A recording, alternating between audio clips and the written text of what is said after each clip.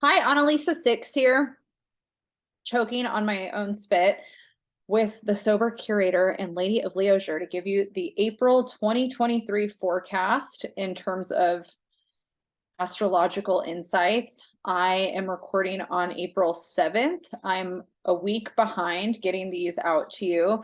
I have some health issues that I'm navigating. If you're new to the channel, that's why I'm late, because I can do whatever I want in my life right now. I don't technically have a job. I'm not working right now because of my health problems. My husband really wanted me to take a year off from work to focus on what's going on. And so I get to just kind of do whatever I need to do that I can do with how my body is doing. And I had a really busy March. The last 2 weeks of March were really busy in my life.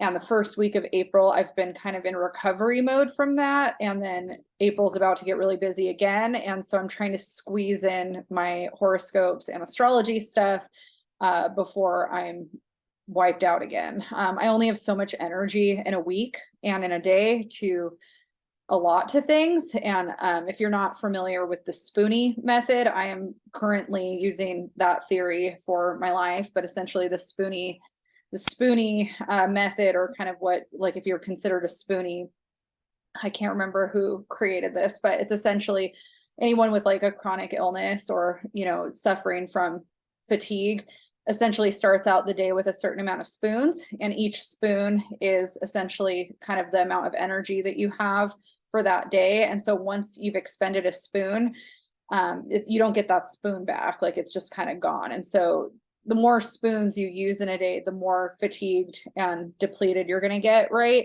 And so for me, that's essentially what happens. Is I'm starting out each day with a certain amount of spoons, and I can only do so much, which I'm sure a lot of people who don't suffer with chronic illness or chronic pain or fatigue in like a illness way probably all relate to that. I think that every human probably starts out the day with a certain amount of energy and then feels pretty depleted by the end of it.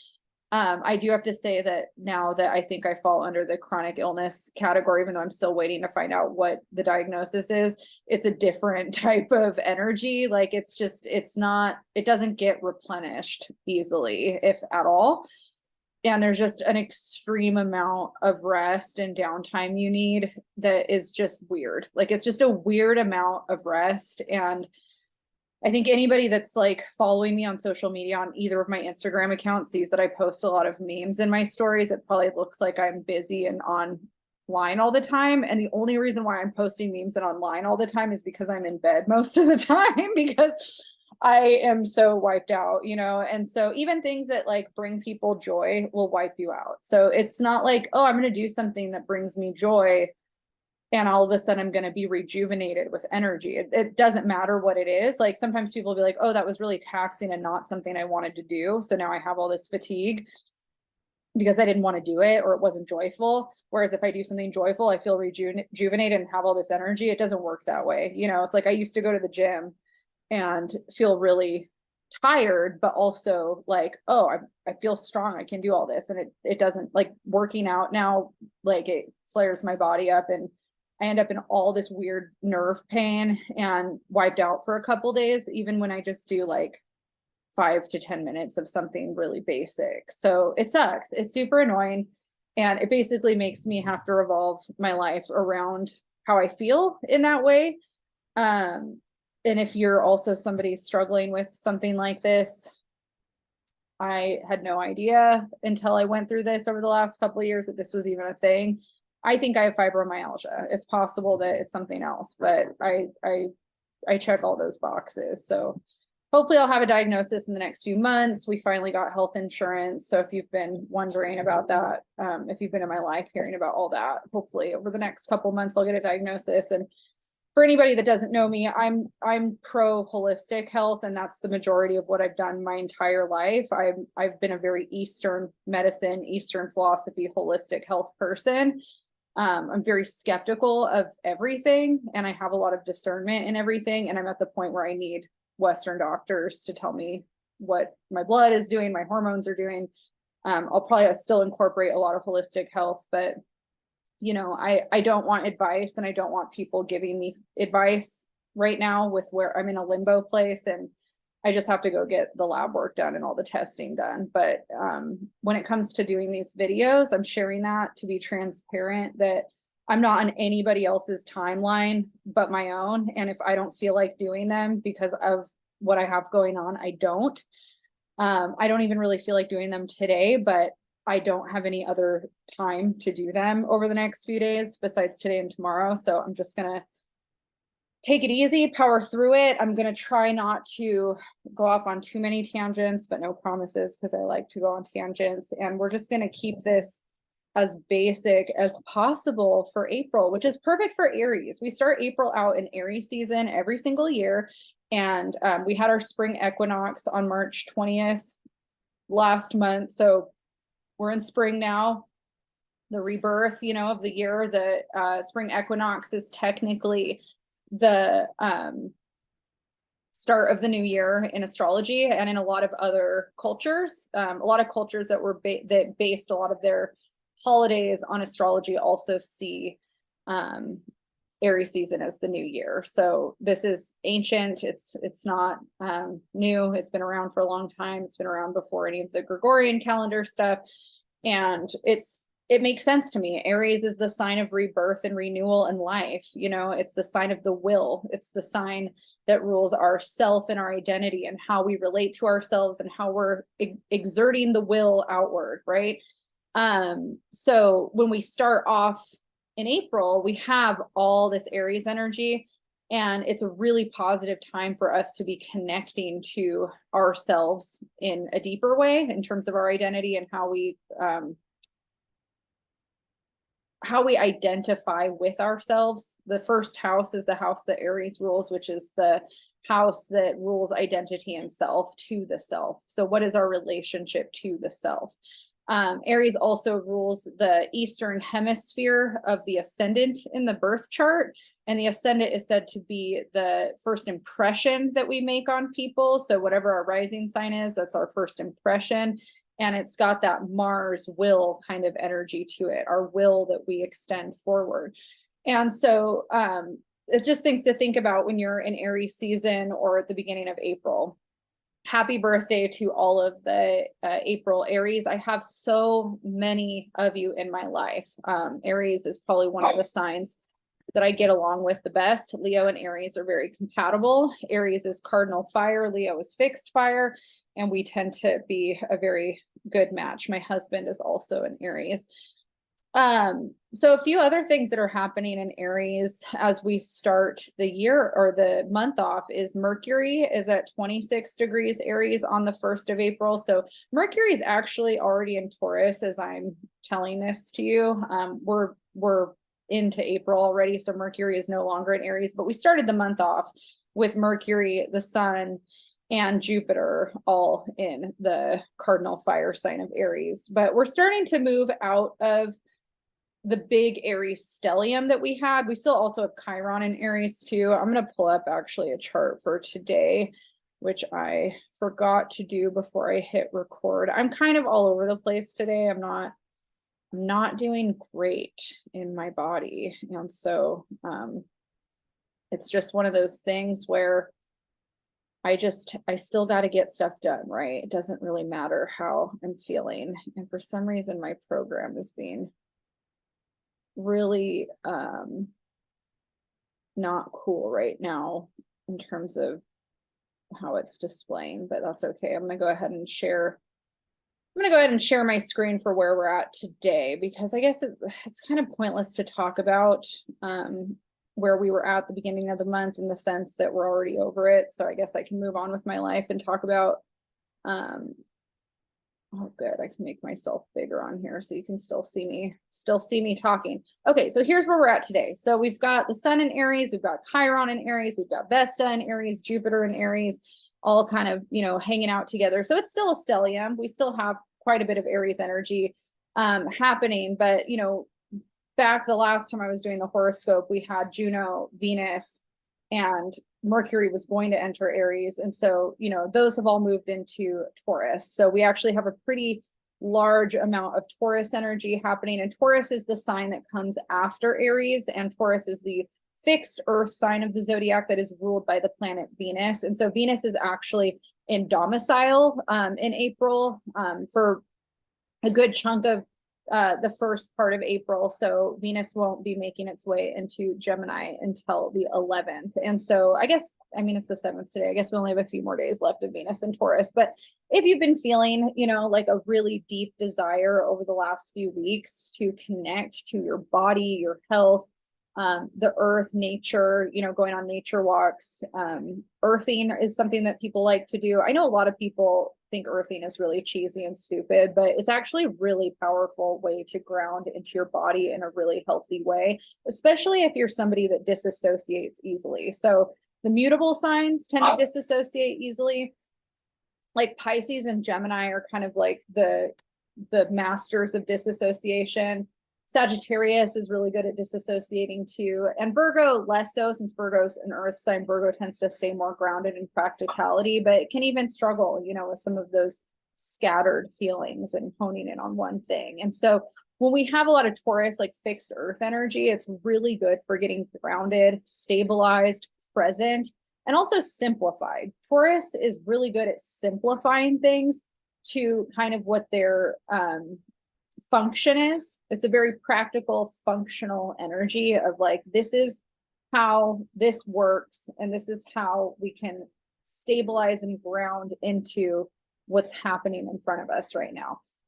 People that have a lot of Taurus energy, like Taurus rising, moon, or sun, or if you have a lot of Taurus placements like Mercury or Venus or Jupiter, those are energies that really connect you to the earth and what the earth provides in a resourceful way. So food and money, food and money are things that the second house has a lot to do with. I mean, I think it could be argued that food can fit into some other areas of the zodiac as well, especially like the 6th house or the 4th house. But in different ways, the second house kind of has a lot to do with our relationship to resources and nourishment, and our self-worth around those things. And a lot of people might hear me say that and go, what? I think the 8th house has to do with resources because that's shared resources.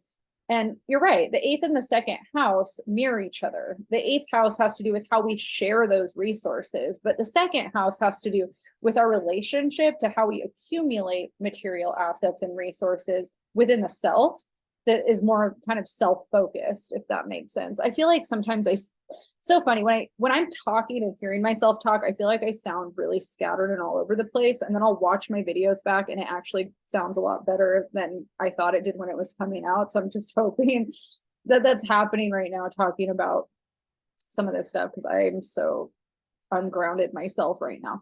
So anyways, entering April with a lot of this Taurus energy, it's a really positive time for you to start a new financial plan or health routine, or to get really clear on how you're able to provide certain things for yourself. It's a very materially focused energy, right? Taurus is also, you know, being ruled by Venus, and having Venus in Taurus is a very artistic placement. So it's also really, really positive energy for people that are naturally inclined towards art. I actually started painting while Venus was in Taurus, and I am not a painter. I have never taken an art class since high school, probably. And if I forgot about an art class I've taken since then, I don't remember right now. So I'm not sure. I mean, I've definitely like doodled and sketched and drawn, but I haven't painted since high school that I can remember. I think I did one painting since high school that was for exercise, but yeah, I haven't actually just sat down and like bought paints and done all this stuff. I did some painting with my sister during COVID, but it was pretty bad. But I'm actually like getting really into it, and it's just interesting because I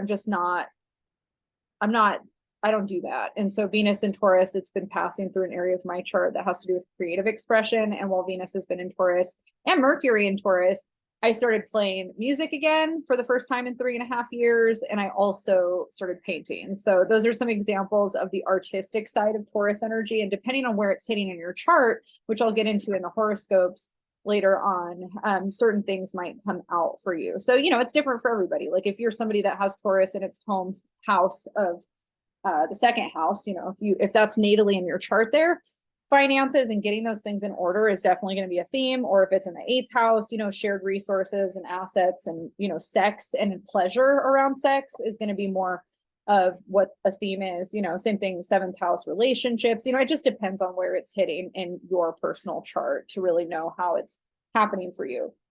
So those are just kind of, loose things that can be a theme.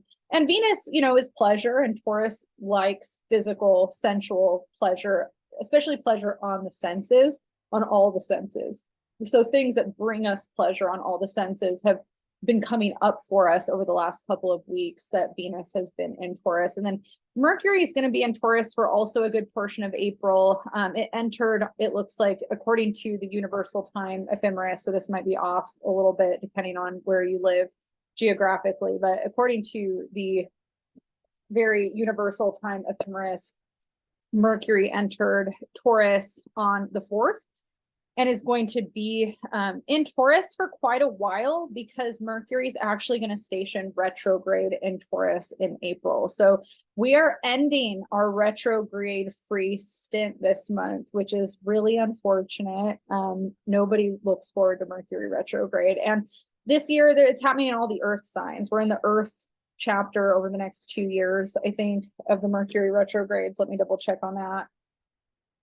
Mercury changes the element that it goes retrograde every 2 years. And so we're going to have Mercury retrograde in the earth signs. It looks like, oh no, it starts to do it in the fire signs next year. It looks like it's going to be retrograde in Aries starting next year. So we'll get this year of Mercury retrograde in the earth signs, and then it'll start moving into the fire signs. So very interesting. I'm just double checking. Yep. So that's right. So Mercury is going to be stationing retrograde, it looks like, on the 21st at 15 degrees Taurus. And 15 degrees is a pretty significant degree point in astrology. It's the midpoint of the sign. So there's 30 degrees in a sign, or in a house, I should say, that, if it's in a whole sign, it's taking up 30 degrees of that. And so, stationing retrograde at that midpoint is said to be one of the more difficult degrees of the sign, where you're kind of learning the thick of the sign. I can't remember where I read that. Otherwise, I would cite it. It's just some weird thing I read that's in the back of my mind. I'm sure not every astrologer agrees with that, but I find it an interesting tidbit. Mercury is going to stay retrograde in Taurus until May, and it'll station direct on the 15th of May. And then it'll continue in Taurus until June. So June 11th is when Mercury will enter its sign of domicile, its sign of rulership, Gemini, on the 11th of June. So we have a pretty good stint of Mercury in Taurus. So what does that mean? Mercury, it doesn't rule Taurus. It's not its home sign. People that have Mercury in Taurus natally tend to speak more slowly. They think in a more simplified, practical, and pragmatic way. What is real? Is this realistic? Is this possible? How does this fit into the box of how I think? That's very, very Mercury Taurus. Like I said, Taurus can be a very artistic sign. So people that have this placement might feel a little bit of an oomph in an artistic way if you're naturally inclined to be artistic. It's a really great energy for connecting to the earth when it comes to food and gardening. So if you really enjoy working in the dirt with plants or cooking or growing food, this is a really positive energy for that. But with Mercury stationing retrograde, you might experience some learning curves or challenges around those things. This is also a really important time to be mindful with your resources, right? So that could have to do with food. It could have to do with money. It could have to do with how you structure your resources. So, when I think of resources, I think of anything that provides stability and nourishment for ourselves. And so you can make a list of what that means to you. But for me, like I would think of my toiletries are resources. Anything that I use for beauty, like Venus rules beauty. And so signs that are ruled by Venus, like Libra and Taurus, tend to kind of have an inclination towards those things. And so if we have kind of, you know, this time period to reflect on how we're utilizing our resources, this could be, you know, and Taurus also has a connection to our environment, like our relationship to Mother Earth and the environment. So what do we buy? Again, very Taurus second house theme with money. What do we consume and buy that adds to our nourishment, our resources? And how does that also impact the planet, right? Because that's also part of, you know, Taurus in some ways is kind of caring about the environment or how those things are going on. And are we in alignment? That's more Sagittarius, but are we utilizing our resources in the right way? A lot of Taurus dominant people are naturally very frugal. They want to use things in an efficient way that's not wasteful. They want things, the work that they do, they also want to be efficient and not wasteful. And so there's a lot of valuable lessons for all of us to learn from Taurus energy when it comes to what we consume and how we buy and how we spend, right? That relationship, the giving and receiving relationship. One of the cards actually in the tarot that's ruled by Taurus, let me see if I can find it, but it's that relationship between giving and receiving, the Six of Pentacles. So this is a Taurus card, and this card represents a lot of what I'm talking about in regard to how we might utilize this Mercury and Taurus energy. Is what is my relationship to giving and receiving? When we think of giving and receiving, we might think about how we give to other people or how we receive from other people, but we can also think about it in our relationship to ourselves, right? I remember some anecdotal, I'm obviously going off on tangents. I don't know why I prefaced this by saying I wasn't going to go off on a tangent. I'm probably going to talk for like an hour on here. But you know, if we think about our relationship to giving and receiving with ourselves and resources, I remember when I was starting to really, it was while Saturn was passing through Sagittarius in my 12th house in Placidus and in the Placidus house system.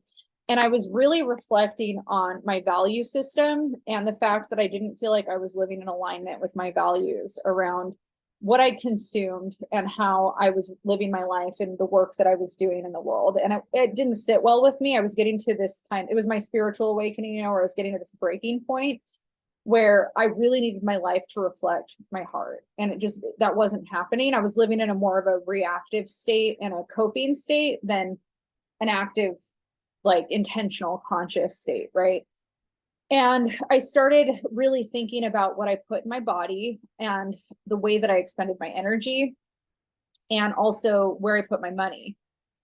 I didn't want to wear fast fashion. I didn't want to consume cheap and unethical goods, whether it was food or clothing. And I made this goal for myself years ago. I mean, this was like 7 years ago, 8 years ago at this point, where I said I wanted to work towards a life that was more sustainable and more ethical. Now, I am not perfect by any means, and there's plenty of things that I do that are not sustainable and not ethical in the big picture. But I've made a point of trying to find the things that matter to me in that and consuming more consciously and being more mindful about the companies that I buy from. So I like to buy a lot of things that are made in California because I live in California and I live only a couple hours away from where a lot of things are made, clothing wise. So I know that the carbon footprint that I'm expending on the earth is really small in the clothing that I like to buy. I am vegan, and I also try to really buy from the farmers market that's here. So there's like local farms. And I also, you know, really care about not supporting large agribusiness that is hurting the planet with mass production of certain foods that are not great, you know? And so I try to be really mindful with my purchases. Definitely not perfect though. There's definitely areas where I fail as a human to buy consciously and sustainably.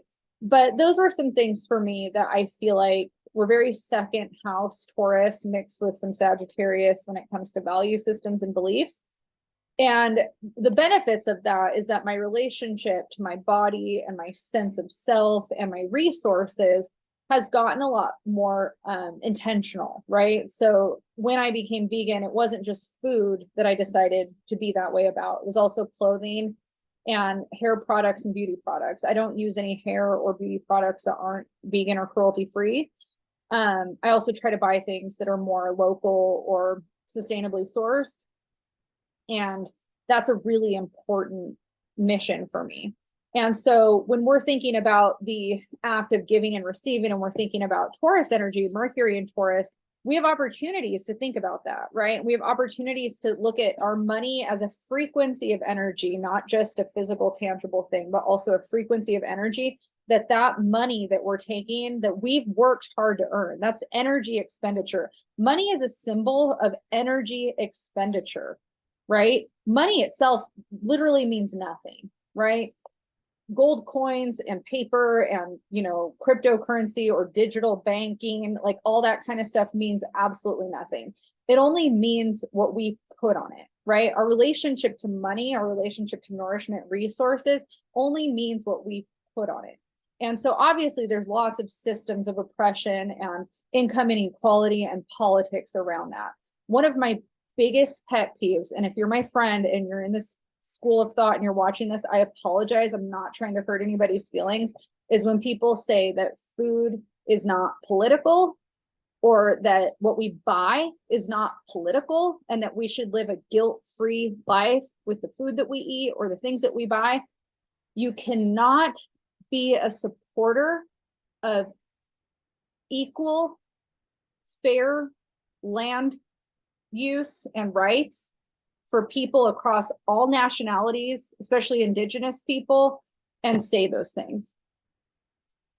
Income inequality and land use and all of that stuff is tied to energy and food and consumption of food. All of the wars in the world besides religion are fought over land and energy. And what have those wars been targeted towards? How have those wars been targeted towards indigenous people, right? So when we're having these conversations that are very Taurus, it's very Uranus in Taurus too. We've had Uranus in Taurus here, so we knew like energy, environment, all those things were going to be a really big theme while Uranus has been passing through Taurus. With the personal planets in Taurus, like Mercury and Venus, we have the opportunity to reflect on that in our own lives. There's people that make a lot better. I still don't have solar panels on my house, and there's people I'm sure that are making a way better energy imprint on the world that still eat meat than I am, right? Because I'm not using solar yet. I would love to have solar panels on my house, and I hope we get there soon. But, it's just apples and oranges, right? We can all argue, well, I'm doing this and that person's not doing that, and whatever. And at the end of the day, there's our dollar and what we do and how we do that. And then there's also the big corporations and the government that need to make policies and decide on how to make this a more sustainable future for all of us, right? So we can only do what we can. I'm not saying that if you want to go eat something or buy something that's unethical or not sustainable, that you're a terrible person.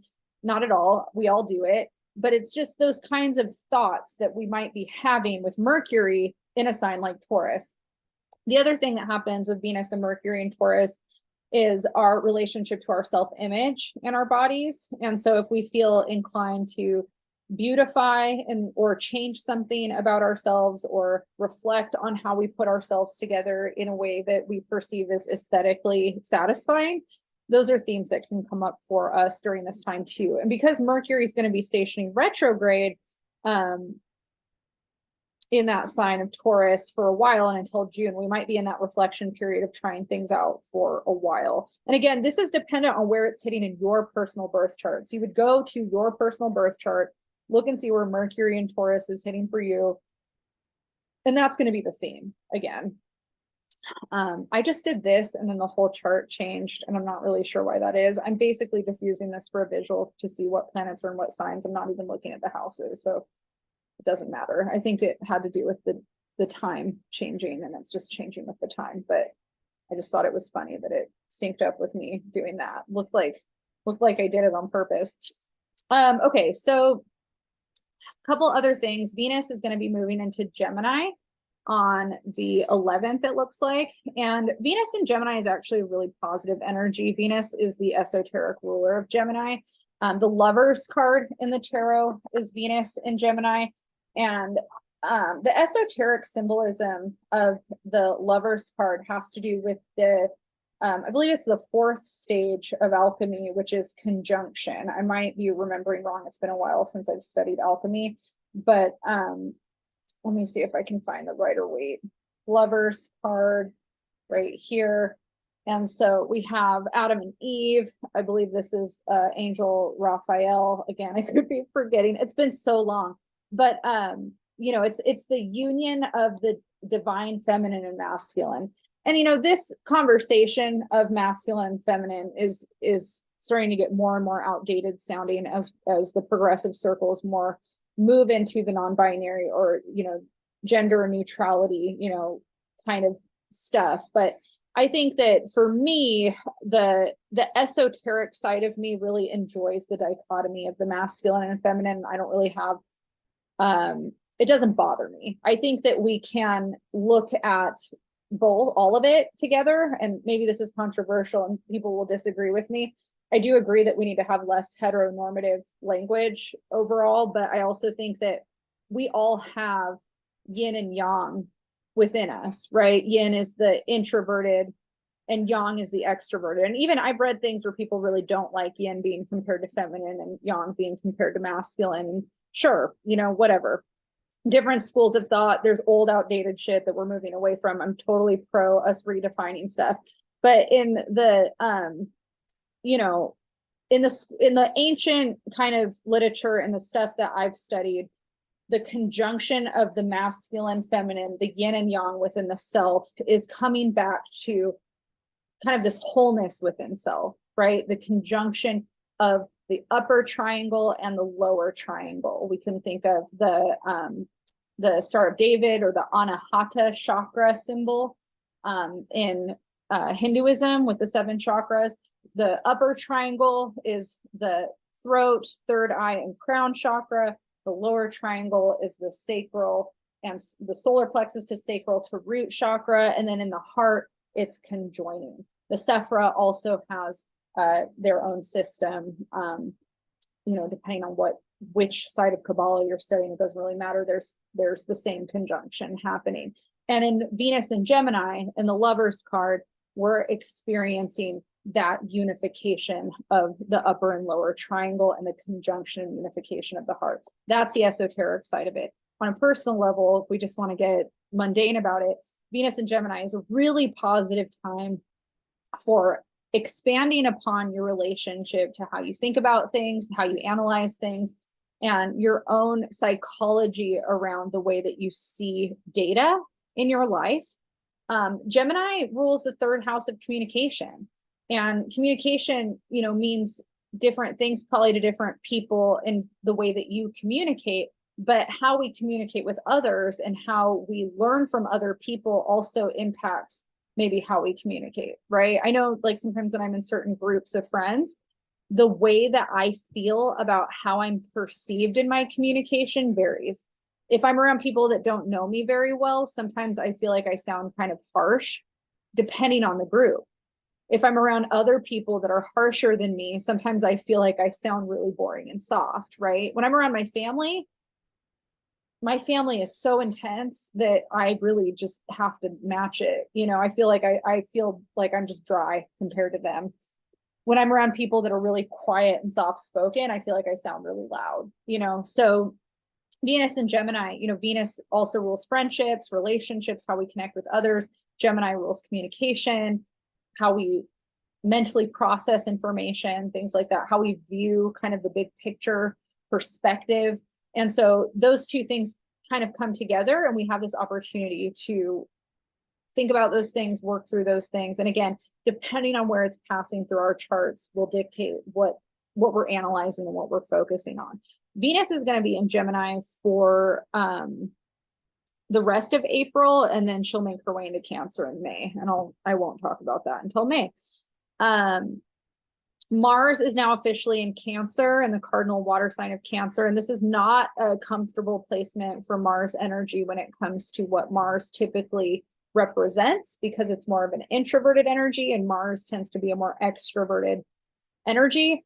So when we have, Mars in its fall, it's not, it likes to be in Capricorn, which is the opposite of Cancer. And Cancer is more of this introverted, internal energy that is emotion centered, emotionally focused. And Mars in Cancer means that we're driving the will in that sign. We're driving the will in Cancer, in cardinal water.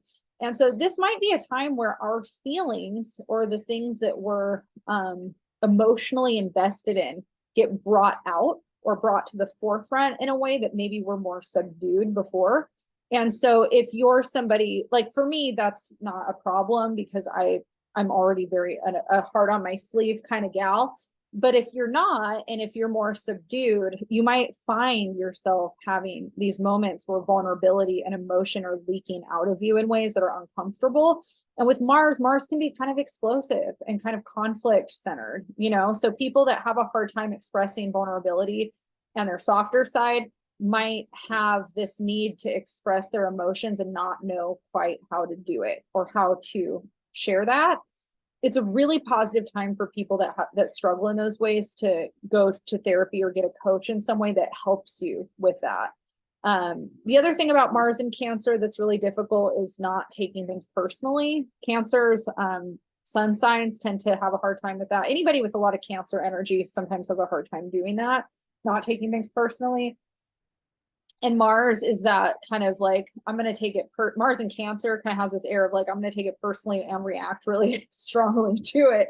So there's a little bit of this, we might have a lot of emotional conflict that we have to work through, and we have to get more comfortable talking about it, being vulnerable. And Venus in Gemini might be just what we need to work through how to have that resolution of conversation, right? Like Venus wants to bring resolution. Mars might stir things up, but Venus is here saying, let's calmly resolve this in a very, let's analyze and look at all the problems and let's figure out how to solve it, even though Mars might be feeling really sensitive and wounded and reactive emotionally. Pallas Athena too, which is very like a feminine version of Mars, also has this, going on right now where she's been in Cancer for a while. And so there's kind of this air of, don't F with me, I'm really sensitive right now, but at the same time, I probably need to talk about it and work through it and get to a resolution. So I think that Venus, one of the things that's happening with Mars and Venus right now is like Mars is kind of ahead of Venus doing whatever it's doing. We had Mars in Gemini for a really long time, and Venus is now coming back over where Mars has been and kind of cleaning things up, essentially resolving things. So once Venus, I guess I could move on and give a better visual. Let's get Venus to Gemini. So once Venus is in Gemini, Venus is going to be moving over where Mars has been in our charts, hopefully resolving some things that maybe have been problems for a couple months. I mean, if we think back, Mars was in Gemini from August until March. And now, we have Venus coming through Gemini, and Venus is let's fix it. Let's make it better. Let's resolve it and move on. And then once Venus moves in Cancer, whatever Mars brought up over this period in Cancer, Venus is going to come in and hopefully help resolve that too. And so we'll have Mars and Venus together in Cancer, not in a conjunction, but they'll both be in Cancer for a little period in May while Mercury is retrograde and starting to move out of the retrograde period. So again, we'll have kind of this conflict that maybe has been brewing for a while, but then by May, we're going to see some resolution, that we've been waiting for, essentially. There's a few people in my mind I'm thinking about right now. Like, oh, that might be good for you. Jupiter's still in Aries. Jupiter's going to be 19 degrees through 26 degrees of Aries. And I believe Jupiter and Mars are going to be making a square at some point. It looks like that's not actually going to be until May. So we don't need to worry about that. And then, Uranus is in Taurus still. So we had Venus and Uranus meet up in Taurus.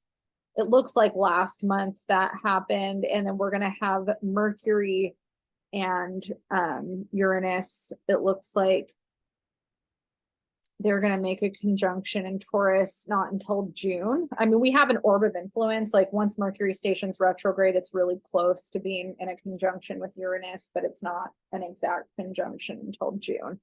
But, Uranus brings a lot of sudden change and surprises. And so having Mercury retrograde in Taurus with Uranus in an orb of influence at the stationing degree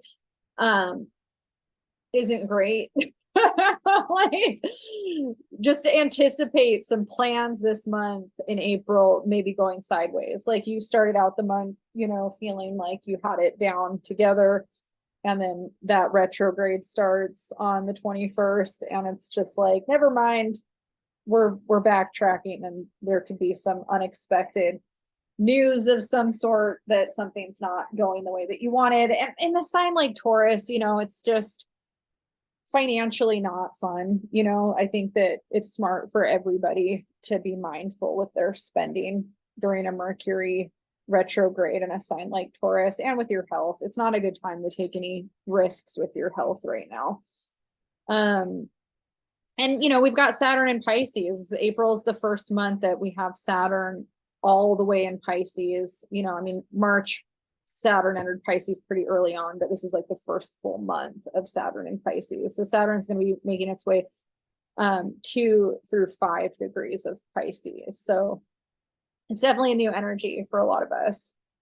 All right. I think that there's definitely a lot of aspects happening, but I think that this video has already gone long enough for me. So I'm just going to get into our lunar phases in terms of the new and full moon. Melissa LaFera does such a great job at incorporating all the aspects on her podcast, and it's just way too exhausting for me to do that in these videos, like to talk about every square and every last and first quarter moon. And I used to do a blog where I wrote all of that stuff out, and it was really awesome for me learning about how all of those aspects impact. I did my blog for like 4 years, every single day, I think. I wrote it every week.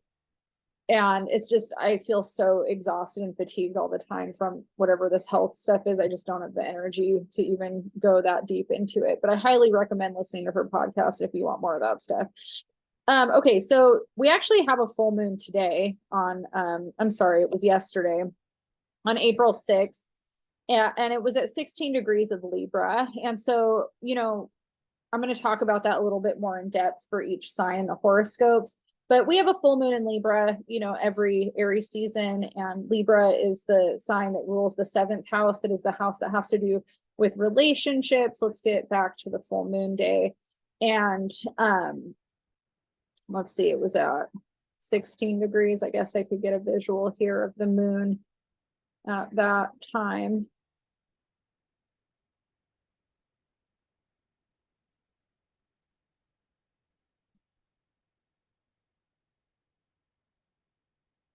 It's a little hard for me to follow here. If you watch this whole video, I should give you a prize, because I never do these things prepared. I'm always very fly by the seat of my pants. All right, this is close enough for me. So the sun's at 16 degrees, the moon's at 16 degrees. And let's see what else we have going on with this energy here. We've got Uranus at 17 degrees, making it in conjunct. And then, Venus is the ruler of the moon in this chart. And so we have Venus and Taurus in domicile. So that's a positive energy. But, the moon in Libra, the full moon in Libra, has a lot to do with how we reflect on ourself, right? So Aries is the self, like I was starting out saying, and Libra is relationships. And so this energy, we're looking at what our relationship is to the other, whether that's a relationship partner, a business partner, a best friend, or even just the perception of other, right? Something outside of ourselves that we're passive and receptive to. And then Aries, how the self and the will are driven. And so with full moons, we can focus on releasing and letting go. We can also focus on what we want to call in and manifest at the same time. It said that if the moon is ingressing towards its fullness, it's a really good time to manifest. And once it's moving away and disseminating, it's a good time for releasing and letting go. So you have kind of this ability to harness and utilize both of the times of the full moon as it's happening. And this is a really positive time to put that energy towards your relationships, those close personal relationships. And if you feel like you're kind of at a breaking point with somebody, the full moon is a catalyst for that energy to move forward, you know, to kind of release and let go of whatever's been holding the relationship back in some way. And so if you're cutting ties with somebody in your life, whether it's a romantic partner or, like I said, a business partner, a best friend, if this is a time where it's ready for the dynamic to shift and change and it's ready to cut them loose, this energy supports that essentially. And I know a few people that are in situations in life where they've been working through things with someone and it's kind of at a breaking point. And, you know, I think we can reach breaking points without saying goodbye to people. Like, we don't necessarily have to completely cut somebody out, but maybe we need to take a break and we need to redefine, reassess, and get space from the situation to get clearer on the Aries part, the self, right? Chiron is conjunct the sun and opposite this moon. So any wounds that we have around identity and other people and how that impacts our identity comes up for us. Trying to think what I've been working through. I've definitely, like, since I quit working, been working through a lot of identity wounds, because the perception of self that I had when I was younger of where I would be at this age now, it's just, I am not where I thought I was going to be at this age in many ways. And I think a lot of people, I shouldn't say most people, a lot of people would look at my life and go, but your life is so great. Like, I have so many things in my life that are so great. But it's hard when you have an idea of who you're supposed to be or what your identity is supposed to look like. And alchemy happens, you know, you're calcinated, not calcified, calcinated and destroyed and dissolved into something that is not what you thought you were going to spend your time or your life doing, right? And battling with a chronic illness, a lot of that stuff happens. You're in this state where everybody wants to give you advice on what to do to make yourself well, and it's not helpful. Like, I can't tell you how many wellness things I've done. Journaling's not helpful. Talking about it's not helpful at this point. There was a period where it was, and it's just exhausting now at this point. And I've noticed it's just better for me to do what I want. It's better for me to do what I want and just do things that bring me joy. It's not helpful for me to sit and unpack years of trauma anymore. Like, I know what all my trauma is. I know where it all comes from. I know why I have the fear or the problems that I have. And sitting and talking about it and unpacking it over and over again is actually more, it dysregulates my nervous system more than if I just do things that create joyful memories. I just need more joyful memories. I need more instances where things go right than things go wrong. That's how I'm going to heal, you know, not me sitting and reliving and recounting every relationship I've ever had with anybody or my parents or whatever. Like, it's been there, done that kind of thing. And it's never ending, right? I mean, there's days where I need to reflect on those things and work through another layer of them. And then there's days where it's just, no, I don't need to do that. I don't need to sit and cry about what happened to me when I was this age for the millionth time and process it. Not helpful. And so I think that the Chiron on the sun identity stuff, you know, that can happen, especially in our relationships. A relationship that we're in can trigger the stuff with our identity, whether it's a parent or a friend triggering a dynamic with a parent, or a partner triggering a dynamic that we had with somebody. Those are things that can come up around Aries Libra full moon, you know, things that make us think about that. So, you know, that might feel relevant to you. It might not. If you're having a fairly easy time in your relationships, this is a great time to just do some self-care, self-focus, you know, take yourself out, nourish yourself, date yourself, you know, that kind of stuff is really positive to do during this time as well. So that was the full moon that happened yesterday. We're still in the orb of influence of that today. So great time today if you listen to this, to let things go. This is a good time for that. Burning rituals, writing things down and burning it. We have, so again, too, I didn't mention that this is the last full moon we have before eclipse season. So we're about to enter into the Aries Libra eclipse axis. So we've had our eclipse axis, the north and south node, in fixed signs of Taurus and Scorpio for the last I think it's 18 months. I'm very not practiced astrologer right now, so I apologize. Other astrologers are watching like, she's a little off with this. I apologize. I'm not super prepped. This is all pulling from my memory bank here and being like, wow, I should have probably done some research before I started. So we're moving out of this eclipse season of Taurus and Scorpio that we were in last year, and we're moving towards Aries and Libra as our eclipse axis. So big energy for Aries, Libra dominant people. So if your sun, moon, rising is in Aries or Libra, or you've got a lot of planets in Aries and Libra, there's going to be a big energetic shift for you. And also cardinal signs will be impacted. So the other cardinal signs besides Aries and Libra are Cancer and Capricorn. And so we have a lot of these kinds of destiny shifts, I guess, things that are bringing you kind of karmically more towards, your destiny, as they say, depending on what your beliefs are. I believe in kind of a little bit of everything as well as nothing. So I'm always a little take it or leave it. But I love this stuff. Out of everything that I do, it's probably my favorite. So the eclipse that we're going to have in April starts on the 20th, and it's going to be at 29 degrees Aries, which 29 degrees is the last degree of a sign, and it's a critical degree point. And so having a 29 degrees Aries new moon solar eclipse is a big deal. It's a big shift and change in how we perceive and relate to the self. You'll definitely want to see where you have 29 degrees Aries in your chart, because you're going to be doing some internal work. New moons are a very internal time. It's when we can't see the moon in the sky.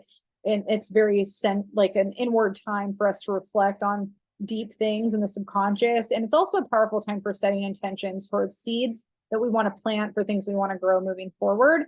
A lot of astrologers advise on not doing rituals or manifestation work on eclipses. I am not of that ilk. I don't agree with that. I think it's kind of an outdated mentality, but you do you, and follow your heart and your gut. I'm not really into dogmatic ideologies. It's, to me, it's kind of the same thing as health, right? Like life and our own path is not cookie cutter. It's not linear. What works for some people does not work for all people. And so I feel that way in my astrological practice. We have a lot of different ways of interpreting a chart. We have a lot of different house systems. We have different ways of delineating the way that planets are talking to each other. And I think that when it comes to eclipses, we also have a lot of ancient wisdom passed down in the same ways that we also have a lot of ancient bullshit passed down, right? So I'm very into having discernment and trusting yourself and following your own back. And my perception of manifestation is that we are manifesting all of the time, whether we are conscious of it or not. So to say that you are not to manifest or do rituals during eclipse season, I've been manifesting shit my entire life, regardless of whether or not I knew it was eclipse season. You know what I mean? So if you want to put your crystals outside or you want to do some intentional work, I say go for it if that's what you feel called to do in this chapter of your life. I don't believe in living a life of fear around spiritual practices, but I do believe in having discernment and being mindful and cautious with who and what you consume, including anything I say. Like whatever I say, take it or leave it. This is your life. You are the driver of it. Same thing with Mercury retrograde. I think in my experience, Mercury retrograde is pretty accurate, and I regret a lot of choices that I made during Mercury retrograde. At the same time, I still got to live my life, and so do I have to deal with the consequences of Mercury retrograde choices? Yes, I do. Does it seem to always happen? Yes, it does, but it's also like there's things going on in life that happen at other times too, right? It's life. So that's happening on April 20th. So let's go ahead and pull up that chart and just take a look and see who else is involved in this eclipse. Let's see what the degree is. Oh, I'm sorry, I already did, that's 29 degrees. So I need to get back to a 29.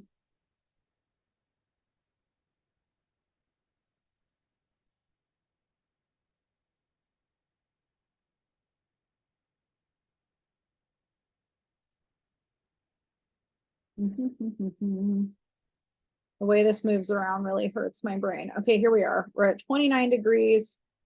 The moon's not quite in the mix yet, so we need to get that moon there. Okay, we're pretty close there, so we're just going to leave it there. So we've got the sun and moon at 29 degrees Aries. We've got Jupiter at 23 degrees Aries, Chiron at 16 degrees Aries. So we still have quite a bit of Aries energy in the mix. It's not, you know, Chiron's pretty far away, but Jupiter's there, and Jupiter's kind of pulling Chiron in. So we could say that, you know, some of this need for growth and expansion past where we've been, we might feel this sense of urgency towards during this new moon. We also have, oh, I'm sorry, that's the ascendant there. I'm not even going to talk about that because I think that's different depending on where you are. We have Ceres at 24 degrees Virgo. So I believe that's making an inconjunct that's not showing up here. How we nourish ourselves, our daily routines. I guess like the way that I would see kind of the Ceres in conjunct in succession with Jupiter and this new moon is Ceres is one of the rulers of Virgo and has a lot to do with the way that we nourish ourselves and our relationship to service and hospitality, like hospitality. I mean, it's a very like hospice energy, not hospitality energy. It's of service energy, nourishment energy. And so, and health, like there's a big emphasis on our relationship to health and our bodies. And so those are themes that might come up where if you're feeling stifled and stuck by routines or patterns of behavior of an old self, this is a very supported time in pushing towards that new self and that new desire for growth within the self. And, you know, I think that one of the things that I get kind of annoyed about from like a transpersonal humanistic kind of perspective, which is the type of astrology that I do, we say this kind of stuff a lot, like perspective on self, growth, all that, you know, growth mindset kind of stuff, but it's just relevant, like where you have these bouts of energy where it's like waves, you know, so it's like you might have these waves where you feel really internalized and kind of grounded in who you are. You know, you're like, I'm on this path, this routine is working for me, this aesthetic is working for me, this job is working for me, this life is working for me. And then it's like all of a sudden it's not. All of a sudden it's not working anymore. All of a sudden you don't like your hair color, you don't like the clothes in your closet, you don't feel like what you're eating is right. And it can feel that way, right? It can maybe for a few days, and then we're ready to make a change. And the thing that's fun about studying astrology is that those changes or those inclinations towards change are more obvious as to why they're happening when you're following it from an astrological perspective. And so even though it sounds the same kind of in a repetitive way, it's this spiral evolution of self where it's like, yeah, it is the same because we're constantly changing in the same ways. You know, we're constantly evolving in the same ways. And so what feels new to us might not actually be so much new, but just a need to change something to allow ourselves to feel that growth or that change in perspective, right? Nothing's fixed, right? Change is the only constant that we can really rely on. And so when we get to these degree points, these critical degree points like 29 degrees, then we have some helpers kind of giving us a little bit of a push in certain ways. We're like, I'm ready to change something about myself. And we see something like Ceres and Virgo, you know, kind of playing a part in that. It could have to do with our everyday choices, our everyday routine, because that's what Virgo has to do with that. Ceres has to do with nourishment, you know, how we're taking care of ourselves. And a lot of the way that we change ourselves starts with that, you know, like I was talking a lot about what Mercury and Taurus, you know, can kind of lead us to when it comes to our consumption, our consumption of many things, but what we're putting our money towards and how we're consuming resources, right? So those themes are definitely prevalent towards the end of April with that new moon.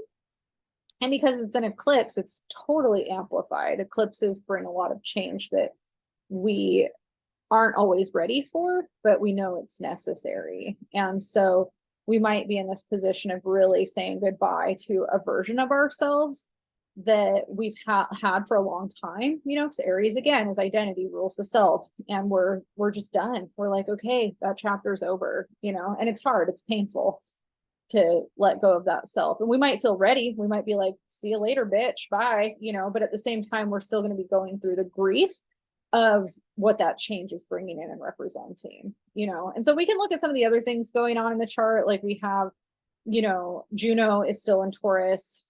So again, like shared resources with people still are kind of a theme during this time. Venus will be at 10 degrees Gemini. So some of those other themes I was talking about Venus coming in and kind of resolving some of the communication dynamics that might be hard. That's going on. In this chart in particular, Venus is also in the shared resources house. Mars in Cancer, at 13 degrees brings up more of those deep emotional feelings of where we feel vulnerable or where we could take things personally, where we could have conflict. Mars is the ruler of this new moon, and so, even though there's not a direct square happening, Mars and Chiron are making a square during this new moon. And so there's a wound happening with this new moon. There's a wound around the self. There's a wound around how we feel about something. And Cancer has a lot to do with the past. Cancer has a lot to do with our relationship to our parents, our ancestry, our families, the past. So we might be reflecting a lot on a past that we're also leaving behind during this time. We're also, all of April in the thick of Pluto at 0 degrees Aquarius, which we've already been in since the end of March. But, it's a new chapter in many ways for all of us with these energies. So I think that's a good note to leave on for April of 2023 is this new moon that happens on the 20th. Obviously, we still have 10 more days of the month. I guess I could talk about when the sun enters Taurus, because that's also happening on this day as well. So, when I first pulled up this chart, the sun was in Taurus. And so we've got on the 20th here, the sun and the moon will both be in Taurus, which is interesting, because it's almost like we have like Aries season had 2 new moons in Aries, but at the same time, it's almost like we have 2 new moons in Taurus, because the moon, once it moves into Taurus and the sun moves into Taurus, is going to be in a new moon energy of Taurus in Taurus season, right? So we see that there. So it's just weird when that happens to me, because it's like, well, we kind of have a new moon in Aries and in Taurus. So it's like, let's say goodbye to this old self and let's set intentions on the first day of Taurus season towards this stuff that we've been thinking about while Mercury's been retrograde in the sign of Taurus. It's all just fascinating. I don't have anything well, I probably do have deep things to say. I mean, the moon and the sun are going to be in this new moon phase with Vesta squaring Pluto. So yeah, I mean, the self is getting destroyed. Your sense of self is getting destroyed. I'm thinking about my health journey stuff with this too, because Taurus has a lot to do with health stuff. So yeah, it's interesting. It's just all very interesting and fascinating to me. And I think I've talked about it enough. So I'm going to get off here. And I just want to say, if you like this video, if you have any thoughts or comments about anything, feel free to let me know in the comments, subscribe. A lot of you reach out to me individually to thank me for doing these. I'm so grateful that you enjoy them. It's what keeps me doing them. I don't have that many views or viewers, but the people that do view them, I really enjoy talking to about your horoscope. So thanks for letting me know, and feel free to let me know in the comments. And happy April. I have to figure out how to get out of here now.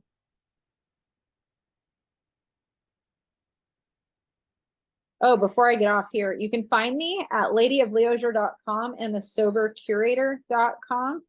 And I will hopefully have the rest of the horoscopes up by the end of the day on September 8th.